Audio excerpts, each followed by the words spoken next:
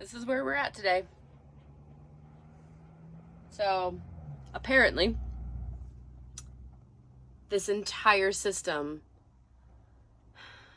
was done well enough to kind of get by for the first month, but had some fuckery with it. We kind of knew that those cables were slightly the wrong size, but we were told by multiple people they would do well enough. They just weren't ideal, but it was okay. Yeah. There's a shunt. You can't really see it.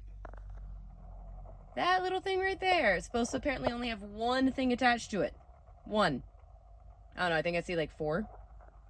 So that's why your battery monitor isn't recording things properly.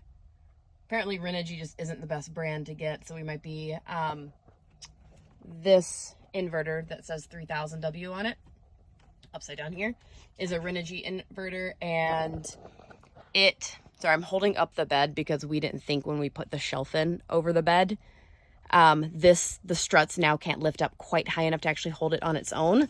So, like, it's literally inches away from being able to where I wouldn't have to hold it up, but here we are. You can't really see the solar. That's charging.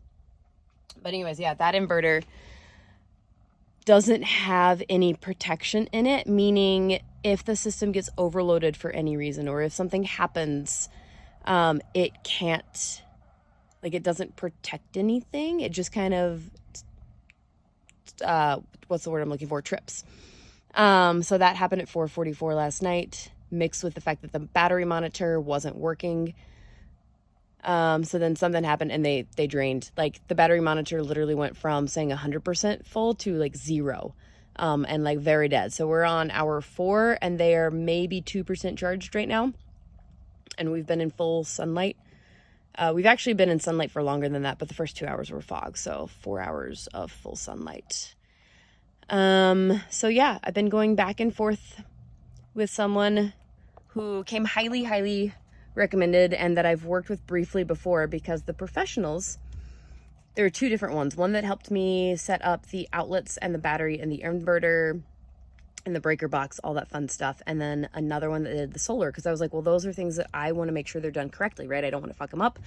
It's not my wheelhouse. Like, that's so far out. Like, I'd be YouTubing and I could do it, but like, why not hire some professionals? Like, let's just call that expense what it is and shell out the money for that one.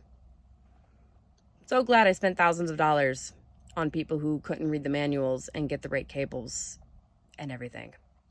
And now I have an actual professional who specializes in this stuff telling me, basically going through little bit by little bit and telling me, literally said the words of, it keeps getting worse the more I look. So we're trying to find out what exactly it is that we need to do to get this thing functional again, but super fun. Officially, actually no, tomorrow is officially, no, today's the 1st. We are officially 1 month into bus life.